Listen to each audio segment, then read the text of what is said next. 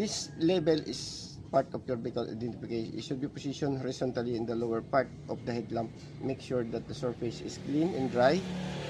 And applied label is not contact with metal. For further information, visit blah blah blah blah blah blah.com. Ito yung kasama na ang pagkuha mo ng plate number sa bagong issue ng LTO. Ito para makita. Yan. So ito kasi matagal bago nakuha to. Ribson, sa Ribson Lilo. 6 years in the making bago nila na-release. So hindi maganda. Which is very bad. Sa ibang motor may nakita ko dito niya nilagay. Yan nilagay. Pero hindi dapat nilagay dito yan eh. Ito na yan eh. Ito kasi tsaka ito pareho lang yan.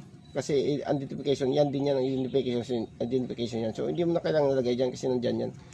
So, kaya ang purpose nito, dito to, sa harap. Dito talaga to. May mga hindi kasi nagbabasa eh. Hindi nagbabasa samantalang instruction yan sa likod oh. So, ito yung plastic na ito sa taas, dalawa kasi may separation oh.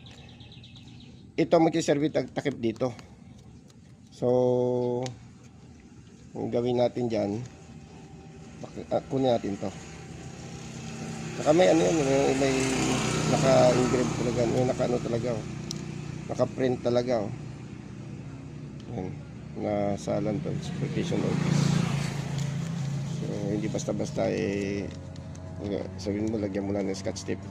May sarili talagang ano to, para hindi ma-tamper. So, ito, kakaber mo to dito sa pinakaber yan dyan.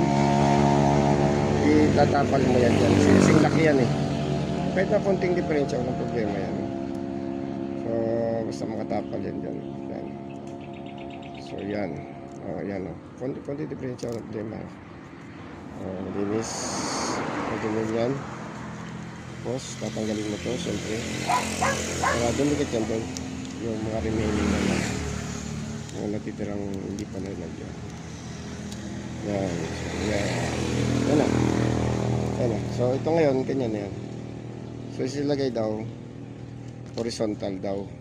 Should be positioned horizontally on the lower part of the headlamp. Make sure that the surface is clean and dry. Okay? So, yan. Lower part of the headlamp.